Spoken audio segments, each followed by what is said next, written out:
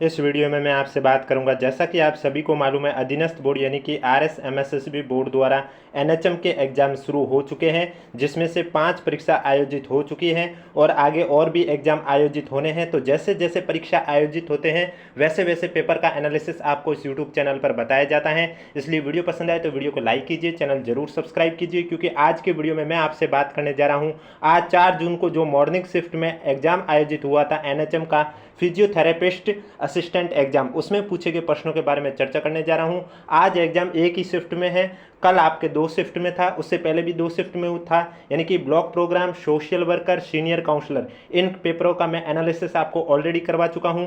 Account assistant का कल morning में 11:30 बजे इसी यूट्यूब चैनल पर आपको क्लास देखने को मिलेगी, जिसमें पूछे गए प्रश्नों के बारे में चर्चा की जाएगी। और आज के वीडियो में बात करने जा रहा हूं जो कि आज पेपर आयोजित हुआ था फिजियोथेरेपिस्ट असिस्टेंट एग्जाम, उसमें पूछे गए प्रश्नों के बारे में चर्चा करने जा रहा हूं। पेपर की PDF आपको हमारे टेलीग्राम चैनल पर देखने को मिलेगी, जिसका लिंक नीचे डिस्क्रिप्शन में दिया हुआ है। वीडियो पसंद आए तो वीडियो को लाइक कीजिए, चैनल जरूर सब्सक्राइब कीजिए, क्योंकि NHM के जैसे जैसे एग्जाम आयोजित हो रहे हैं वैसे वैसे पेपर के एनालिसिस आपको इस यूट्यूब चैनल के माध्यम से बता दिया जाएगा। वीडियो को ज़्यादा से ज़्यादा लाइक करें, क्योंकि आप जितना ज़्यादा वीडियो को लाइक करेंगे हम उतने ही अधिक मोटिवेट होंगे और फिर हम आपके लिए पेपर का बारे में एनालिसिस भी कर पाएंगे। तो चलिए वीडियो स्टार्ट करते हैं। उससे पहले वीडियो को अधिक से अधिक शेयर कर लीजिए और वीडियो को भी लाइक कर लीजिए।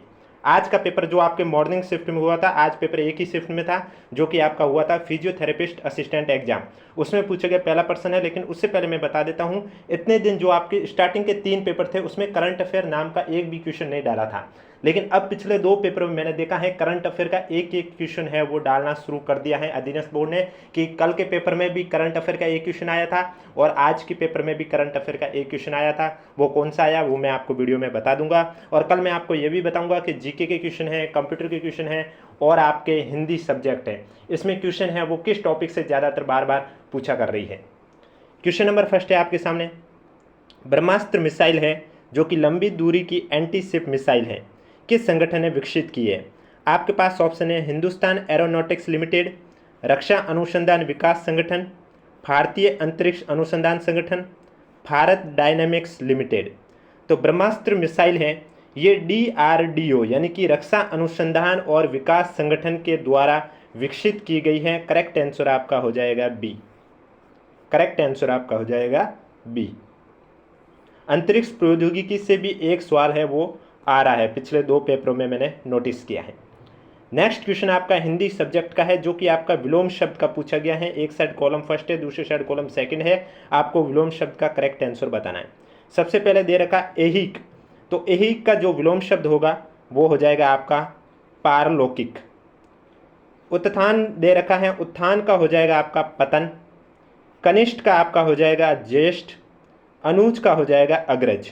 यानी कि तीसरा, पहला, दूसरा, चौथा आपका करेक्ट आंसर हो जाएगा बी, आपका राइट आंसर हो जाएगा। नेक्स्ट क्वेश्चन है आपके सामने, REBA की फुल फॉर्म क्या है? आपके पास ऑप्शन है rapid evolution breast assessment, rapid entire body assembling, rapid extension body assessment या रैपिड एंटायर बॉडी असेसमेंट। तो REBA इसकी फुल फॉर्म है रैपिड एंटायर बॉडी असेसमेंट, यानी कि डी आपका करेक्ट आंसर हो जाएगा। यानी कि जिस तरह से आपके NHM के पेपर आयोजित हो रहे हैं उसी तरह जैसे जैसे पेपर हो रहे हैं वैसे वैसे आपको इस यूट्यूब चैनल के माध्यम से पेपर का एनालिसिस कराया जाएगा। इसलिए अगर अभी तक आपने हमारा चैनल सब्सक्राइब नहीं किया तो चैनल जरूर सब्सक्राइब करें, नोटिफिकेशन भी ऑन रखें, ताकि जब भी मैं नया वीडियो लेके आऊँ सबसे पहले आपके पास पहुँचे। अभी तक 5 एग्जाम हुए, जिसमें ये चौथे एग्जाम पेपर का एनालिसिस मैं आपको करवा रहा हूँ। कल जो इवनिंग में हुआ था अकाउंट असिस्टेंट, उसका भी एनालिसिस आपको कल मॉर्निंग में 11:30 बजे इसी यूट्यूब चैनल पर देखने को मिलेगा। ह्यूमन डेवलपमेंट इंडेक्स की रेंज कौन सी है? 0 से 2, 0 से 1, 0 से 3, 0 से 4। ह्यूमन डेवलपमेंट इंडेक्स की जो रेंज है वो 0 से 1 है, यानी कि बी आपका करेक्ट आंसर हो जाएगा। नेक्स्ट क्वेश्चन है आपके सामने, किस वॉल को माइट्रल वॉल के नाम से भी जाना जाता है? महाधमनी वॉल, दाया atrio ventricular wall, pulmonary wall या लेफ्ट एट्रियो वेंट्रिकुलर वॉल। तो माइट्रल वॉल के नाम से जाना जाता है, जो लेफ्ट में एट्रियो वेंट्रिकुलर वॉल है उससे जाना जाता है माइट्रल वॉल के नाम से। डी आपका करेक्ट आंसर हो जाएगा। नेक्स्ट क्वेश्चन है आपके सामने, PFMT का तात्पर्य यानी कि इसकी फुल फॉर्म क्या है PFMT की। आपके पास ऑप्शन है पेल्विक फ्लोर मांसपेशी प्रशिक्षण, पेरीफेरल फ्लोर मांसपेशी परीक्षण, पेल्विक फ्लोर मूवमेंट प्रशिक्षण या पेल्विक फ्लोर मांसपेशी परीक्षण। तो PFMT की जो फुल फॉर्म है वो है पेल्विक फ्लोर मांसपेशी प्रशिक्षण, यानी कि ए आपका करेक्ट आंसर हो जाएगा। नेक्स्ट क्वेश्चन है कंप्यूटर का क्वेश्चन है आपके सामने कि यदि किसी कंप्यूटर प्रोसेसर की स्पीड क्लॉक 3 गीगाहर्ट्ज़ है तो इसका मतलब क्या हुआ। यह प्रति सेकंड 3 मिलियन ऑपरेशन करता है, यह प्रति सेकंड 3 स्पंद यानी कि पल्स उत्सर्जित करता है, यह प्रति सेकंड 3 मिलियन पल्स उत्सर्जित करता है, या यह प्रति सेकंड 3 बिलियन पल्स उत्सर्जित करता है। तो कंप्यूटर प्रोसेसर की जो स्पीड होती है 3 गीगाहर्ट्ज़, इसका मतलब ये हुआ है कि यह प्रति सेकंड 3 बिलियन पल्स है वो उत्सर्जित करता है। डी आपका करेक्ट आंसर हो जाएगा। नेक्स्ट क्वेश्चन है आपके सामने, पंच कार्ड्स में किस प्रकार के डेटा प्रतिनिधित्व का उपयोग किया जाता है। यह भी क्वेश्चन आपका कंप्यूटर का है। आपके पास ऑप्शन है पूर्व निर्धारित स्थानों पर बने छेद जो डिजिटल डेटा का प्रतिनिधित्व करते हैं, बाइनरी डेटा को एनकोड करने वाली चुंबकीय पट्टियाँ, विद्युत प्रवाह का उपयोग करके बाइनरी कोड, रंगीन स्याही का उपयोग करके दृश्य डेटा। तो पंच कार्ड में किस प्रकार के डेटा है वो प्रतिनिधित्व का उपयोग किया जाता है। इसमें आपका राइट आंसर हो जाएगा ए, यानी कि पूर्व निर्धारित स्थानों पर बने छेद जो डिजिटल डेटा का प्रतिनिधित्व करते हैं। ए आपका राइट आंसर हो जाएगा। वीडियो पसंद आ रहा है तो एक बार वीडियो को लाइक कर लीजिए, चैनल भी जरूर सब्सक्राइब कर लीजिए ताकि आगे भी NHM के जो एग्जाम आयोजित होंगे उनके पेपर के एनालिसिस आपको देखने को मिल सके। भारत में परिवार नियोजन का समर्थन करने वाले स्वैच्छिक संगठन कौन सा है। रोटरी क्लब, ये सभी, परिवार नियोजन संघ भारत, भारतीय रेड क्रॉस। तो भारत में परिवार नियोजन का समर्थन करने वाली स्वैच्छिक संगठन है परिवार नियोजन संघ भारत, यानी कि सी आपका करेक्ट आंसर हो जाएगा। नेक्स्ट क्वेश्चन है आपके सामने, फरवरी 2025 तक कौन से राज्य के रेलवे स्टेशन में सबसे ज़्यादा सोलर प्लांट है। ये करंट अफेयर का क्वेश्चन आप देख सकते हैं, पूछा है। इससे पहले पेपर में आपका गणतंत्र दिवस 2025 पर करंट अफेयर का एक क्वेश्चन आया था, और आज के पेपर में फरवरी 2025 में कौन से राज्य के रेलवे स्टेशन में सबसे ज़्यादा सोलर प्लांट है। आपके पास ऑप्शन है तमिलनाडु, गुजरात, महाराष्ट्र, राजस्थान।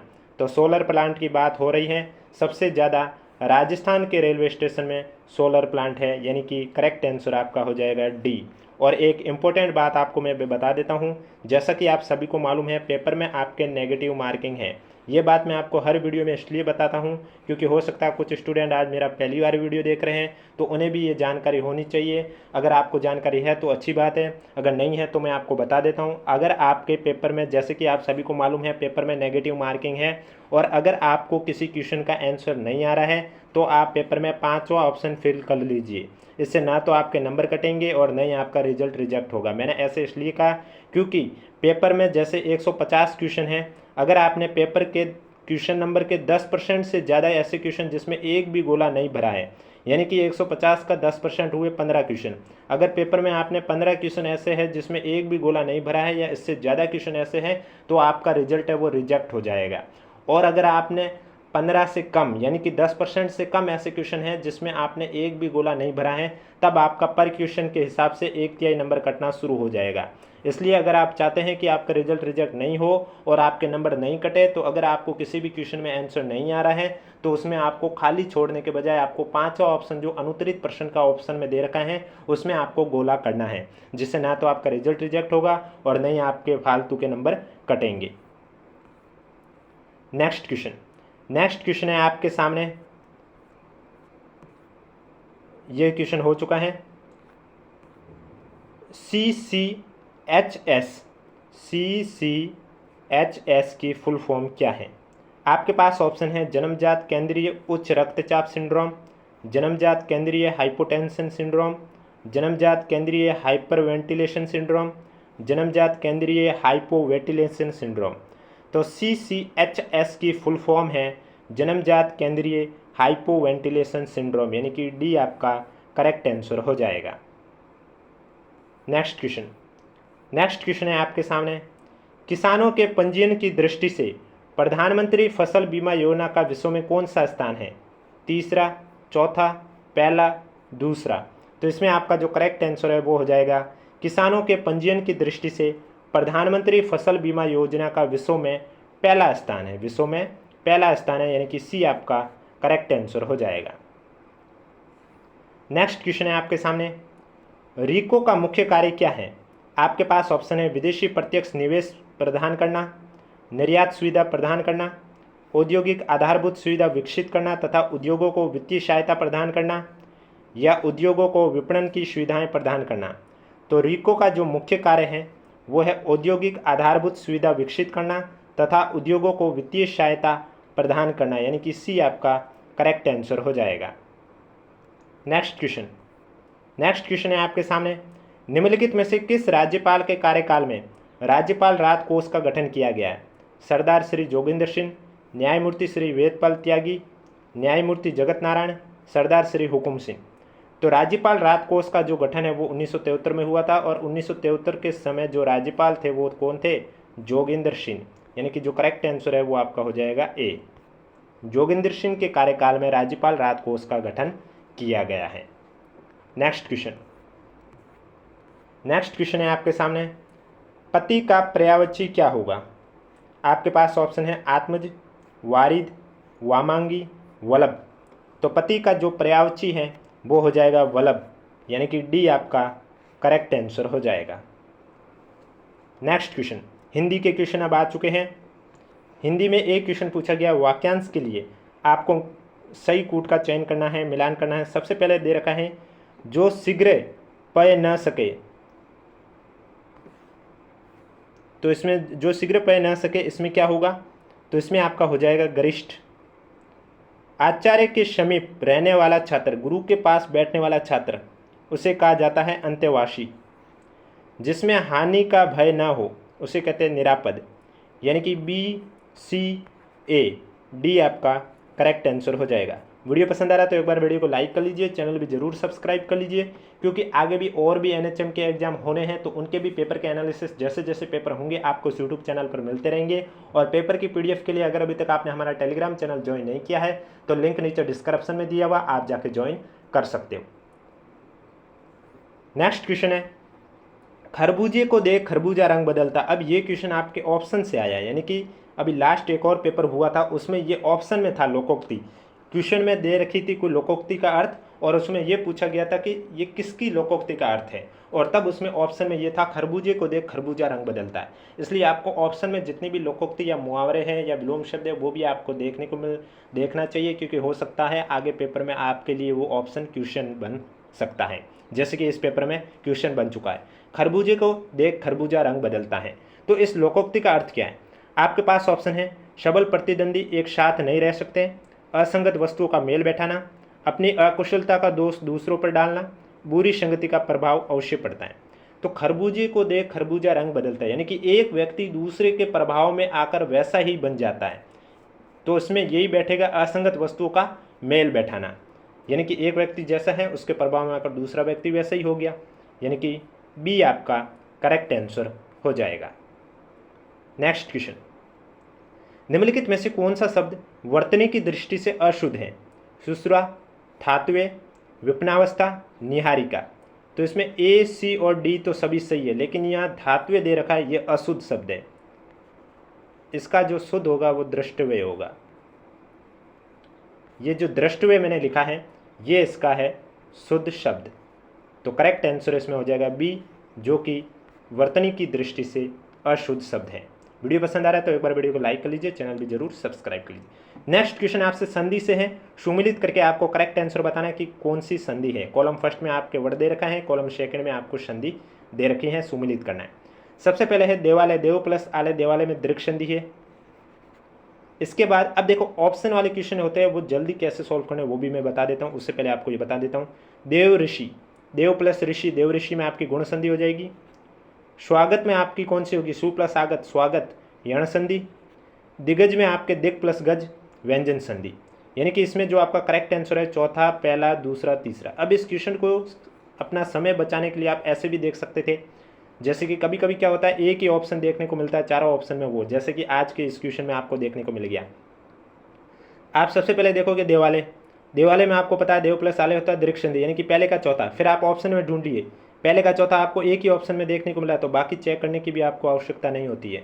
कभी कभी आपको इस तरह से क्वेश्चन देखने को मिलते हैं, तो आप अपना इस तरह से समय भी है वो बचा सकते हैं, जैसे कि आगे हमें देखने की भी ज़रूरत नहीं है। और कभी कभी अगर एक ही ऑप्शन सेम हो जाते हैं, तब फिर अब आप अगला स्टेप उठाइए कि दूसरा क्या है ऑप्शन में। नेक्स्ट क्वेश्चन समास का पूछा है। यहाँ पूछा है समाहार द्विगु समास का उदाहरण कौन सा है? शतांश, दोपहर, त्रिपाद, दुधारी। तो दोपहर है वो समाहार द्विगु का उदाहरण है, बी आपका करेक्ट आंसर हो जाएगा। एक बार कमेंट बॉक्स में हमें ज़रूर बताएं। आपको मैं डेली क्लासे लेके आता हूं, जिसमें आपके जैसे जैसे पेपर आयोजित होते हैं वैसे वैसे पेपर का एनालिसिस किया जाता है। आपको वीडियो कैसे लग रहे हैं कमेंट बॉक्स में हमें ज़रूर बताएं, और आगे भी आपको ऐसे ही मिलते रहेंगे जब तक आपके 13 तारीख तक एग्जाम आयोजित कंप्लीट नहीं हो जाते हैं, तब तक आपको इस तरह से पेपर का एनालिसिस है वो देखने को मिलेगा। इसलिए अगर अभी तक आपने चैनल सब्सक्राइब नहीं किया तो चैनल ज़रूर सब्सक्राइब करें और नोटिफिकेशन भी ऑन रखें।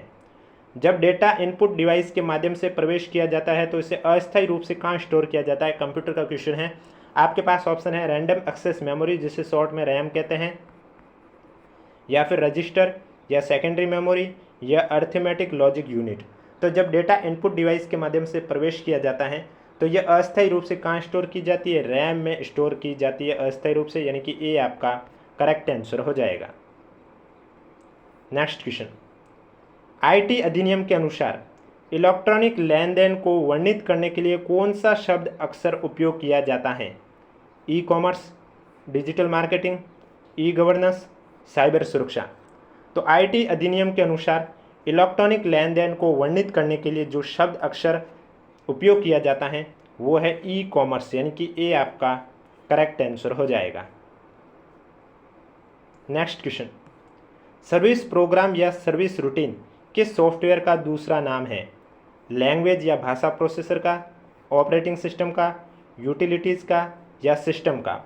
तो सर्विस प्रोग्राम या सर्विस रूटीन है ये आपके यूटिलिटी सॉफ्टवेयर का दूसरा नाम है, सी आपका करेक्ट आंसर हो जाएगा। नेक्स्ट क्वेश्चन, निम्नलिखित में से कौन सा file extension Microsoft Excel spreadsheet के लिए उपयोग में लिया जाता है? .ppt, .exe, .doc, .xls। तो माइक्रोसॉफ्ट एक्सेल स्प्रेडशीट के लिए जो एक्सटेंशन उपयोग किया जाता है फाइल एक्सटेंशन वो है .xls, यानी कि डी आपका करेक्ट आंसर हो जाएगा। नेक्स्ट क्वेश्चन है आपके सामने, कॉलम फर्स्ट और कॉलम सेकंड एक साइड कार्यक्रम के नाम दे रखे हैं और दूसरे साइड उनकी शुरुआत कब की गई है वो दे रखा है। आपको सम्मिलित करके करेक्ट आंसर बताना है। 1982 की बात करें तो राष्ट्रीय मानसिक स्वास्थ्य कार्यक्रम की शुरुआत की गई थी 1982 में। इसके बाद आपका दे रखा है 1997 में RCH1 इसकी शुरुआत की गई थी 1997। इसके बाद दे रखा 2005 में आपके RCH सेकेंड 2005 में शुरू किया गया था। इसके बाद 2013 में RMNCAH प्लस ए रणनीति 2013 में शुरू की गई थी, यानी कि जो करेक्ट आंसर है वो आपका हो जाएगा CDBA, सी आपका करेक्ट आंसर हो जाएगा। नेक्स्ट क्वेश्चन है, राष्ट्रीय बाल स्वास्थ्य कार्यक्रम कब शुरू किया गया? जनवरी 2014, फरवरी 2014, जनवरी 2013, फरवरी 2013। राष्ट्रीय बाल स्वास्थ्य कार्यक्रम है, इसकी शुरुआत कब की गई थी? तो राष्ट्रीय बाल स्वास्थ्य कार्यक्रम की शुरुआत फरवरी 2013 में की गई थी, डी आपका करेक्ट आंसर हो जाएगा। नेक्स्ट क्वेश्चन, बैक्टीरियोलॉजी के पिता कौन थे? आपके पास ऑप्शन है Robert Koch, Joseph Lister, Louis Pasteur, Needham. तो बैक्टीरियोलॉजी के पिता लुइस पास्चर थे, सी आपका करेक्ट आंसर हो जाएगा। नेक्स्ट क्वेश्चन, मग्गाराम वेद द्वारा जीके के क्वेश्चन आ चुके हैं। आपके सामने क्वेश्चन है कि मग्गाराम वेद द्वारा बीकानेर प्रजामंडल की स्थापना किस शहर में की गई है? आपके पास ऑप्शन है मद्रास, दिल्ली, बम्बई, कलकत्ता। तो मग्गाराम वेद द्वारा बीकानेर प्रजामंडल की जो स्थापना है वो कलकत्ता में की गई थी, डी आपका करेक्ट आंसर हो जाएगा। एक बार वीडियो पसंद आ रहा है तो वीडियो को लाइक ज़रूर करें और चैनल भी ज़रूर सब्सक्राइब करें, क्योंकि जितने ज़्यादा लाइक आएंगे हमें उतने ही अधिक मोटिवेट होंगे और आपके लिए इसी तरह पेपर का एनालिसिस लेके आएंगे। पेपर के PDF के लिए अगर अभी तक आपने हमारा टेलीग्राम चैनल ज्वाइन नहीं किया है तो लिंक नीचे डिस्क्रिप्शन में दिया हुआ है, आप जाके ज्वाइन कर सकते हो। नेक्स्ट क्वेश्चन में आपको एक साइड तेल क्षेत्र दे रखा है, दूसरी साइड स्टेट का नाम दे रखा है, आपको सम्मिलित करके करेक्ट आंसर बताना है। वासीन ये हो जाएगा महाराष्ट्र में, मंगला आपको मालूम है राजस्थान में, अंकलेश्वर आपके गुजरात में, मोरन हुगरीजन आपके असम में हो जाएगा। DCAB आपका करेक्ट आंसर यानी कि ए आपका राइट आंसर हो जाएगा। नेक्स्ट क्वेश्चन है आपके सामने, राजस्थान में प्रथम वायु शक्ति परियोजना कहाँ से शुरू की गई है? बीठड़ी, सोडागांव, देवगढ़, अमरसागर। तो राजस्थान में प्रथम वायु शक्ति परियोजना जैसलमेर जिले के अमरसागर में प्रारंभ की गई है। जैसलमेर जिले के अमरसागर में प्रारंभ की गई है, यानी कि डी आपका करेक्ट आंसर हो जाएगा। नेक्स्ट क्वेश्चन, इनमें से कौन वायरस के प्रसार का तरीका नहीं है? ये कंप्यूटर का क्वेश्चन है कि वायरस जो फैलता है वो 4 ऑप्शन दे रखे हैं, इनमें से कौन सा ऑप्शन है जिससे कि वायरस है वो नहीं फैलता है? सबसे पहले दे रखा है सुरक्षित HTTPS वेबसाइट, फिर है अविश्वसनीय स्रोत से सॉफ्टवेयर डाउनलोड करना, फिर है USB ड्राइव को साझा करना, ईमेल अटैचमेंट। अब देखो अपन ईमेल अटैच करते हैं उससे वायरस आते हैं, हम किसी अन्य USB को कंप्यूटर से या लैपटॉप से जोड़ते हैं तो उससे हमारे वायरस भी आते हैं, या फिर हम अन्य किसी स्रोत से कोई सॉफ्टवेयर डाउनलोड कर रहे हैं तो उससे भी हमारे अंदर वायरस आ सकते हैं, कंप्यूटर के अंदर, लैपटॉप के अंदर। लेकिन सुरक्षित जो HTTP वेबसाइट है उससे वायरस नहीं आते हैं। ये आपका करेक्ट आंसर हो जाएगा, जिससे कि वायरस के प्रचार का तरीका नहीं है, तो आपका ए राइट आंसर हो जाएगा। नेक्स्ट क्वेश्चन, निम्नलिखित में से कौन सा पैराग्राफ अलाइनमेंट का प्रकार नहीं है? हैंगिंग, जस्टिफाई, बाएं, केंद्र। तो आपको मालूम है पैराग्राफ अलाइनमेंट का प्रकार एक होता है लेफ्ट, एक होता है राइट, एक होता है सेंटर और एक होता है जस्टिफाई। तो राइट, लेफ्ट, सेंटर, जस्टिफाई के अलावा एक ऑप्शन यहाँ हैंगिंग है, ये आपके पैराग्राफ अलाइनमेंट का प्रकार नहीं है, तो इसमें आपका जो करेक्ट आंसर है वो हो जाएगा ए आपका राइट आंसर हो जाएगा। नेक्स्ट क्वेश्चन, स्कैनर का उपयोग किसके लिए किया जाता है? डाटा संग्रहित करना, स्थिर चित्रों या टेक्स्ट को कंप्यूटर पर संग्रहित करने के लिए कैप्चर करना, सर्वे डाटा को कैप्चर करना, ग्राफिक्स बनाना। तो हम स्कैनर से क्या करते हैं? जो स्थिर चित्र होते हैं या टेक्स्ट होते हैं उन्हें कंप्यूटर पर संग्रहित करते हैं कैप्चर करने के लिए, तो बी आपका करेक्ट आंसर हो जाएगा। नेक्स्ट क्वेश्चन है आपके सामने, ICTC की फुल फॉर्म क्या है? Integrated coordination and therapy centre, integrated counselling and testing centre, integrated coordination and testing centre, integrated counselling and therapy centre. ICTC की फुल फॉर्म है integrated counselling and testing centre, यानी कि B आपका correct answer हो जाएगा। Next question, Bharat में सार्वभौमिक टीकाकरण कार्यक्रम की शुरुआत कब की गई? आपके पास ऑप्शन है 1992, 1997, 1985, 1990। तो भारत में सार्वभौमिक टीकाकरण कार्यक्रम की जो शुरुआत है वो 1985 में की गई है, सी आपका करेक्ट आंसर हो जाएगा। तो ये थे क्वेश्चन जो कि NHM exam physiotherapist assistant exam आयोजित हुआ था, उसमें पूछे गए जीके के क्वेश्चन, हिंदी के क्वेश्चन, कंप्यूटर के क्वेश्चन के बारे में चर्चा की है, और भी 1-2 क्वेश्चन के बारे में चर्चा की है। वीडियो पसंद आए तो वीडियो को लाइक कीजिए, चैनल जरूर सब्सक्राइब कीजिए, क्योंकि अब तक मैंने आपको 5 एग्जाम हो चुके हैं NHM के। 2 जून से एग्ज़ाम शुरू हुआ था, 2 जून को 2 एग्ज़ाम हुए थे, 3 जून को भी 2 एग्ज़ाम हुए थे, और आज 4 जून को 1 एग्ज़ाम हुआ, जिसमें 2 जून को दोनों एग्जाम के पेपर का एनालिसिस मैं आपको ऑलरेडी करवा चुका हूं। अगर अभी तक आपने नहीं देखे हैं तो प्लेलिस्ट का लिंक नीचे डिस्क्रिप्शन में दिया हुआ, आप जाके देख सकते हैं। 3 जून को जो मॉर्निंग शिफ्ट में हुआ था सीनियर काउंसलर, उस पेपर का एनालिसिस करवा चुका हूं। लेकिन जो इवनिंग में हुआ था अकाउंट असिस्टेंट, इसका एनालिसिस आपको कल आपको मॉर्निंग में 11:30 बजे इसी यूट्यूब चैनल पर देखने को मिलेगा। इसलिए अगर अभी तक आपने चैनल सब्सक्राइब नहीं किया तो चैनल जरूर सब्सक्राइब करें, क्योंकि और भी आगे एनएचएम के एग्जाम जैसे जैसे होते रहेंगे आपको इस यूट्यूब चैनल पर उनके आंसर मिलते रहेंगे। और पेपर की पीडीएफ के लिए अगर अभी तक आपने हमारा टेलीग्राम चैनल ज्वाइन नहीं किया है तो लिंक नीचे डिस्क्रिप्शन में दिया हुआ है, क्योंकि वीडियो के साथ साथ पेपर की पीडीएफ आपको वहीं पर देखने को मिलती है। और आज 4 जून को एक ही पेपर आयोजित हुआ था, फिजियोथेरेपिस्ट का पेपर, फिजियोथेरेपिस्ट असिस्टेंट का पेपर, जिसका एनालिसिस मैं आपको करवा चुका हूं और आगे भी इसी तरह करवाता रहूंगा। वीडियो पसंद आए तो वीडियो को लाइक कीजिए, चैनल जरूर सब्सक्राइब कीजिए, कोई भी डाउट हो तो नीचे कमेंट बॉक्स में पूछिए और वीडियो को अधिक से अधिक शेयर कीजिए।